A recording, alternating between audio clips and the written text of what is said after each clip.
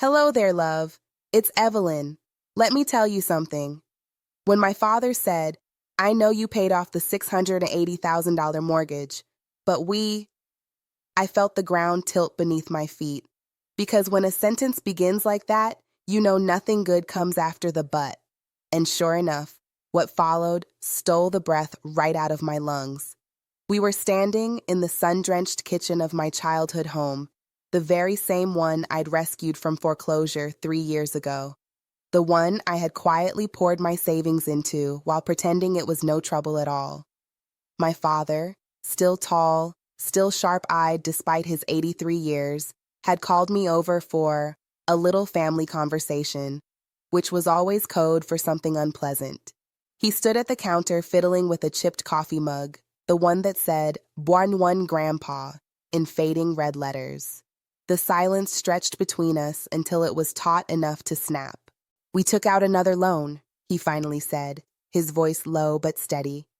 "A second mortgage, $280,000. The air went still. My knees didn't buckle, but they wanted to. "A second mortgage? After I paid it off?" I asked, my voice thin, brittle. He didn't answer right away. My mother was at the table, dabbing her eyes with a napkin that had already disintegrated into wet pulp. Her hands shook. "It was for Michael," she whispered. "He needed help."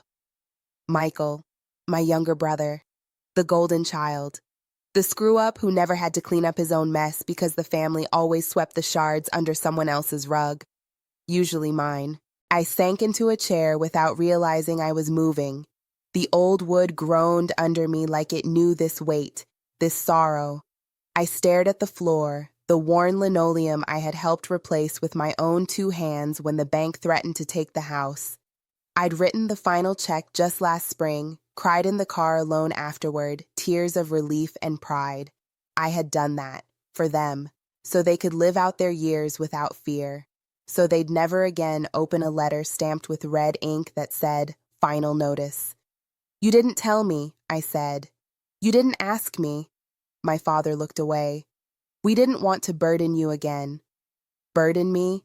I let out a laugh that scraped my throat on the way up. "You mean you didn't want me to say no?" He flinched just slightly, and that was when I knew. This hadn't been a mistake. It had been a decision. Deliberate. Quiet. Secret. "How long ago?" I asked. 14 months, he said, almost inaudibly. I had been sitting across from them at dinners, bringing over groceries, fixing the leaky bathroom pipe, completely unaware. 14 months. I had no words for that kind of betrayal. Only silence. I looked at my mother. Her eyes darted away, as if the shame was too loud to bear. And then he said the thing that broke me. "Michael said he'd be able to flip a few properties. Just needed some liquid capital. We thought it was a safe bet."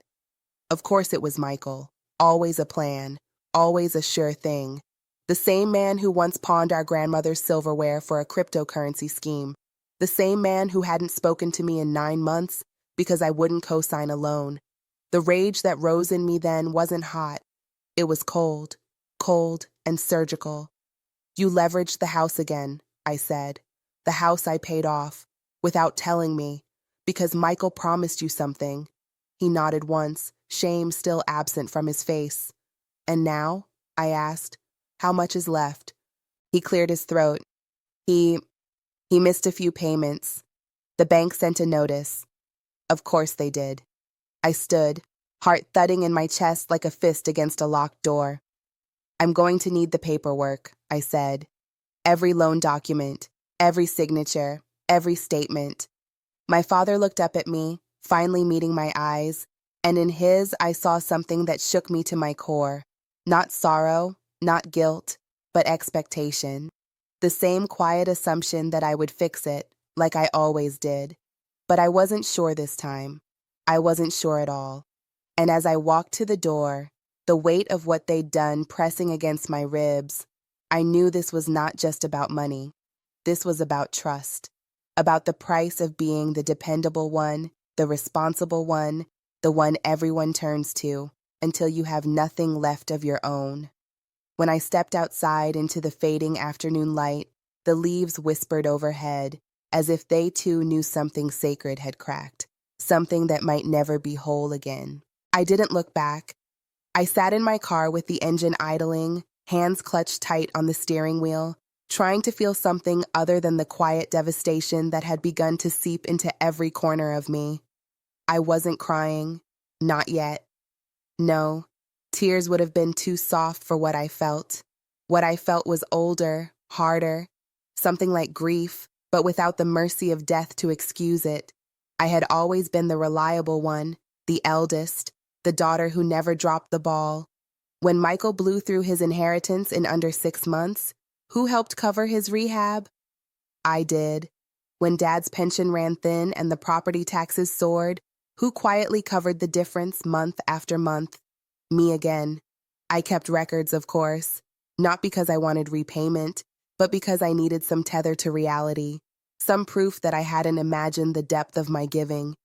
I had sacrificed the things no one saw, the small things at first, a vacation I never took, a painting class I kept postponing, a little cabin I dreamed of near Asheville. Then bigger things, retirement pushed back, a relationship I ended because I couldn't drag someone else into the financial vortex I was spinning around. My life had become a ledger of silent subtractions. And now they'd taken the house. My house. No, not legally. Legally, it was still theirs. But I had paid every cent of that mortgage, $680,000, down to the very last penny. I had watched it climb in my spreadsheets like a mountain and chipped away at it year by year with no complaint. I had told myself, they're old, Evelyn. They're scared. You're helping them breathe. That was the story I held on to, the one that helped me sleep at night. But now that story had been torn up like the notice they tried to hide from me. I drove home slowly, my little 2-bedroom on the outskirts of town. It wasn't much, but it was mine, fully mine, paid off, modest, quiet, and suddenly it felt like a sanctuary, a place no one could mortgage out from under me. As soon as I got inside, I opened the file cabinet where I kept the records. The folder was thick, the mortgage payoff confirmation, the wire transfer logs, the notarized letter I had made them sign. Not that it had any legal weight, but it had felt important at the time. Acknowledgement of gift for mortgage repayment, signed by both of them in my kitchen over coffee and banana bread. My mother had laughed when I made her sign it. So official, Evelyn, she had teased. You should have been a lawyer. I'd smiled but made sure they signed anyway. It was all there, a decade's worth of paper proof that I had been the net beneath their free fall. I wasn't angry they had needed help. I was angry they hadn't told me they needed more. I was angry they trusted Michael's promises more than my sacrifices. That evening, I didn't eat. I made tea and sat by the window as the sun dipped below the line of trees, that blue-gold light that always feels like it's telling you a secret. And I thought about my father's voice when he said, "We thought it was a safe bet," as if that excused everything, as if betrayal done in good faith isn't still betrayal. I thought about Michael, too. I hadn't spoken to him since last Christmas. He'd missed the family brunch, sent a vague apology text about last-minute work stuff. I'd seen on Facebook he was in Vegas that weekend. Of course he was. Michael always knew how to get what he wanted. He knew exactly how to look at our parents with that charming grin and that storybook tone. He was their prodigal son with another plan, always on the cusp of success. If only someone would believe in him just one more time. And they always did. When we were kids, I once caught him stealing money from Mom's purse. I told him to put it back. He told her I took it. I was grounded for a week. That was the first time I understood how power really works in a family, not through truth, but through charisma. I never stopped playing the part of the good daughter. It was easier, safer. I paid my bills. I showed up. I didn't cause trouble. Meanwhile, Michael's failures were just setbacks. His lies were misunderstandings. And somehow, after all that, they'd given him the house I'd paid for as collateral. That night, I printed the bank notice they'd received. The date was 3 weeks ago. They hadn't said a word to me for 21 days. They were waiting to see if it would fix itself. Or worse, if I would fix it again without needing to be asked. But I wouldn't. Not this time. I slipped the notice into my file, made myself another cup of tea, and pulled out my notebook. At the top of a fresh page, I wrote in ink, $280,000, loan secured against house. And underneath that, I added, what else haven't they told me? The list would be long, I suspected, and I had every intention of finding out. I went back to their house the next day, not with tea or sympathy or the quiet comfort I usually brought, but with questions. It was a sharp, cloudless morning, the kind that looks peaceful but carries a bite in the air. I wore my old peacoat and brought a folder under my arm. It wasn't just documents, it was memory, proof, weight. The living room looked the same floral wallpaper that had yellowed with time, same little crystal bowl on the coffee table that always held mints no one ever ate. But the moment I stepped inside, I noticed something new, something that wasn't there. The family photos. Every framed picture on the mantel, gone. The wall where our childhood portraits had once hung was now empty, save for little ghost outlines where the frames had been. I stared at that blank wall as my father stood watching me from the corner. They're being cleaned, he said too quickly. But we both knew that wasn't the truth. Not really. My mother came out of the kitchen with a tray of teacups rattling faintly on the porcelain. Her hands were shaking. Where's Michael? I asked, lowering myself into the armchair. There was a pause. He's not around right now, my father said. He's sorting things. What things? Again, silence. Their eyes darted to each other, like they were still deciding how much I already knew. I opened the folder on my lap and removed the notice, the one from the bank. I placed it gently on the table, like a dealer showing a losing hand. This says final warning. My father didn't move. I turned to my mother, and for a moment, just a flicker, I saw something like relief in her expression, as if someone had finally stepped into the room she'd been trapped in for months. It was supposed to be quick, she said softly. Michael said he just needed to free up some cash, move it through another deal. And you believed him. She looked down at her tea. Why didn't you come to me? I asked. Why hide it? My father cleared his throat. Because we knew what you'd say. You'd scold. You'd make us feel small. I laughed, not bitterly, but with the kind of disbelief that comes from too many years of biting your tongue. Make you feel small? I said. Dad, you are small. You let him take out a second mortgage on the house I paid off and didn't even have the decency to tell me until the bank was at the door. And then it slipped out. From my mother. Quietly. But it was there. It's not just the house. I froze. What do you mean? She didn't look up. The house wasn't enough collateral, she whispered. So we signed something else. My heart stopped. What? She looked at me then, tears in her eyes. The trust, the one George left you, from the factory sale. We used it as a guarantee. Michael said we could borrow against it. He promised it would only be for a month. My whole body went still, cold, still, stunned. The trust, my trust, not even public, not even mentioned in family. George, my late husband, had left it to me alone in his will, quietly, because he had known, he had seen the way my family leaned on me. He wanted something to be mine, safe, and they had given it away. Do you even understand what you've done? I said, my voice hoarse now, not from yelling, but from something deeper, wounding.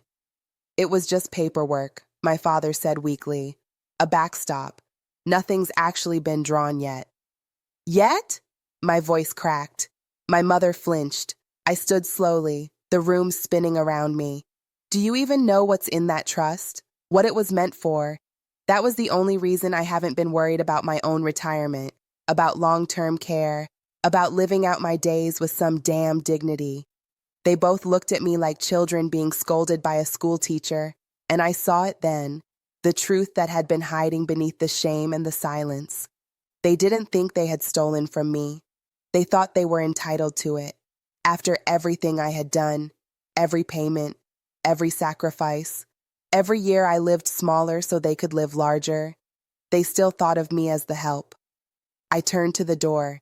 "We can fix it," my mother said behind me, her voice rising in desperation. "We'll talk to the bank. We'll tell them to remove it." But I wasn't listening anymore, because in that moment, I understood something I had never let myself believe. They didn't just let Michael use them. They had become him. I opened the door and stepped outside into the cold, and I knew, this time, I wasn't coming back. 3 days passed before the knock came. I was in the garden, pruning back the lavender for winter, when I heard it. 3 firm raps, too precise to be a neighbor, too heavy to be friendly. When I opened the door, I found Michael on my porch. He hadn't aged a day, at least not on the surface. Same swept-back hair, same blazer over jeans charm, same bright smile that could still make people believe in things that didn't exist. But I saw something new in his eyes that morning.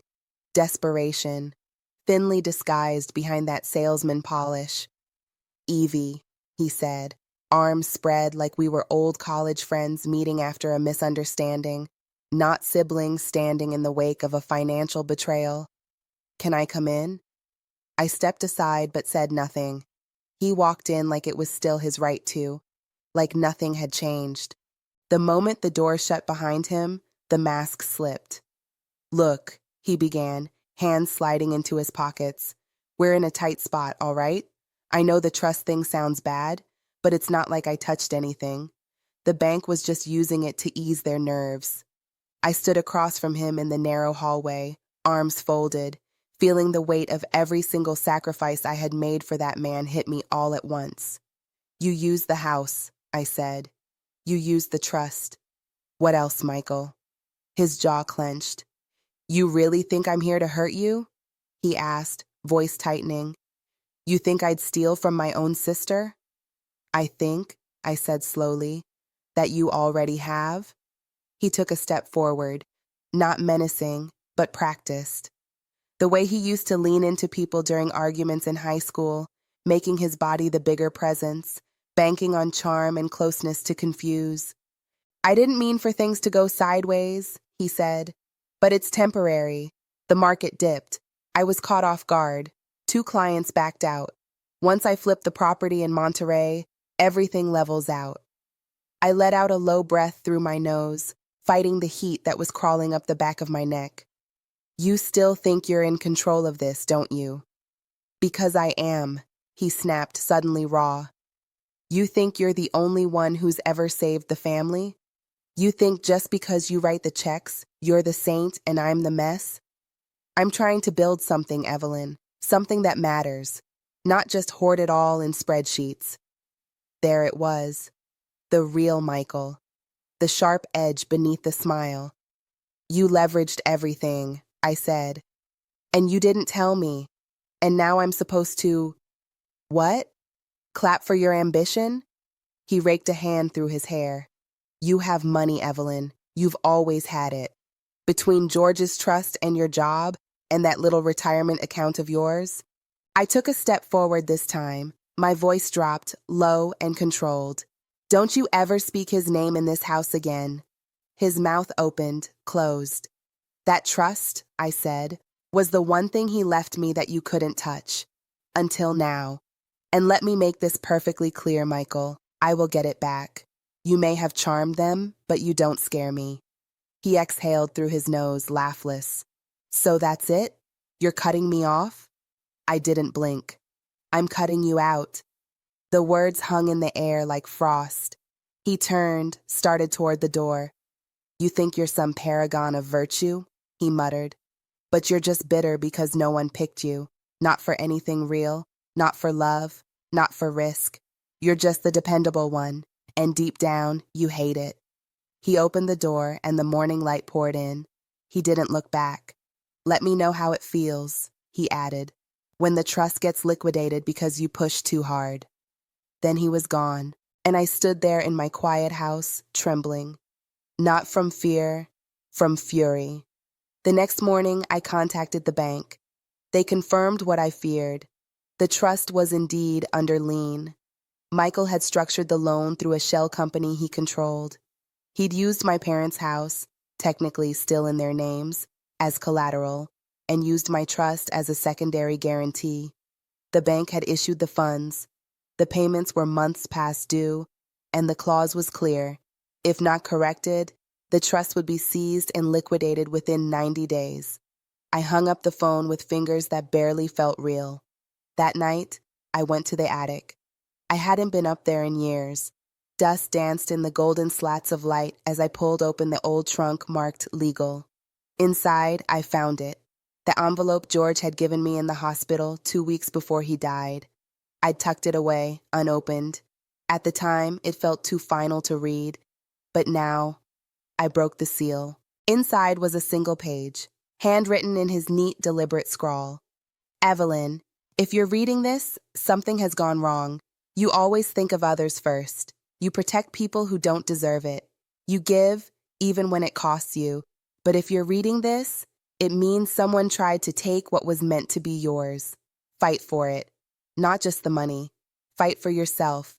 You've spent too long being the backbone of this family. They never looked at you and saw the fire. But I did. Don't let them burn down what you built. G. I sat on the attic floor for a long time, the letter trembling in my hands. He knew. Even then, he knew. And so I made my decision. I wasn't just going to fight the bank. I was going to fight them. All of them. I didn't know how yet. I didn't know what it would cost me. But I knew one thing. They picked the wrong woman to silence. I walked into the courthouse with my head held high and a folder under my arm that had become heavier than any burden I'd ever carried. My father wouldn't meet my eyes.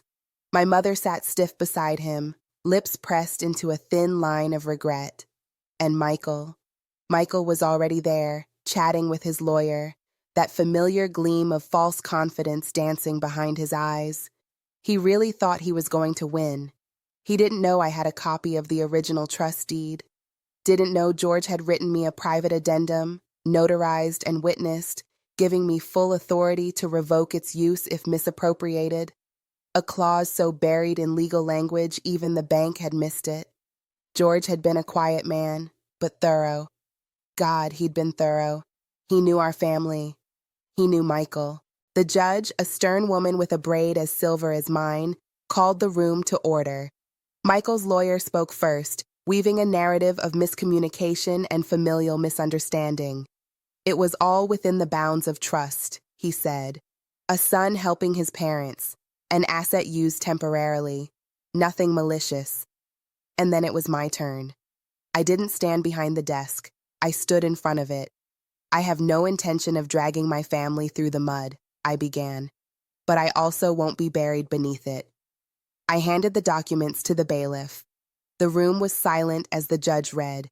Her eyes flicked over the signatures, the timestamps, the clause that said in George's own words, "In the event of breach, the trust reverts to Evelyn Holstead and becomes non-transferable without her sole consent." The silence cracked. Michael stood.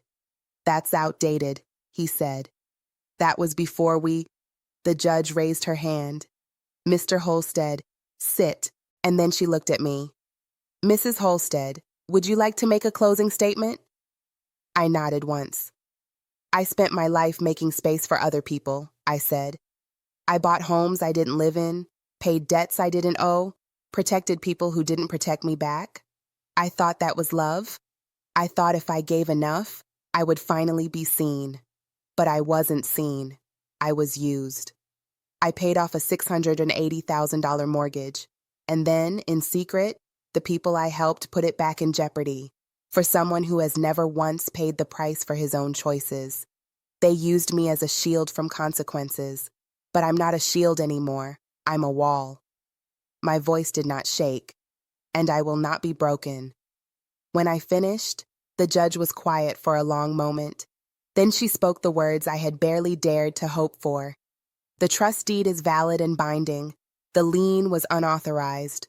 The court orders the immediate removal of the Holstead Trust from all collateral contracts. She paused, looked directly at Michael. Any attempt to re-leverage this trust will be considered fraud and subject to criminal penalty. The gavel fell. Michael slumped in his chair. I walked out of the courtroom without a word, not to him, not to my parents, not yet. Outside, the wind was sharp and clean. I breathed it in like medicine. It wasn't victory I felt. It was reclamation. Later that evening, as the sky dimmed and the autumn air turned blue and soft, I sat in my quiet house and held George's letter again. I didn't cry. Not this time. I just whispered, "Thank you." I knew there'd be consequences. Michael would disappear for a while. My parents would retreat into silence. There'd be whispers at Christmas, missed calls, tension that would stretch like wire through every family gathering to come. But I could live with that, because this time I didn't disappear. This time I stood my ground, and I did not apologize for the space I took up.